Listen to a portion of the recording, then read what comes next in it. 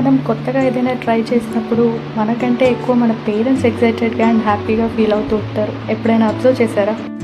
అలా నేను ర్యాండమ్గా వన్ ఆఫ్ మై వీకెండ్లో నేను రెజిన్ ఆర్ట్ని నేర్చుకున్నాను బిఫోర్ మ్యారేజ్.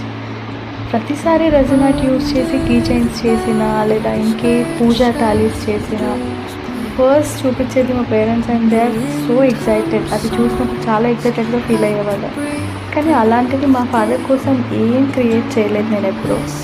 తన కోసం ఏదైనా క్రియేట్ చేద్దామని అనుకున్నప్పుడు ఏం చేస్తే బాగుంటుందని ఆలోచిస్తే కీ చైన్ చేద్దాము తనకు. బికాస్ తను స్కూటీ కొన్నప్పటి నుంచి ఇదే key chain, old key chain use చేస్తూ ఉన్నారు.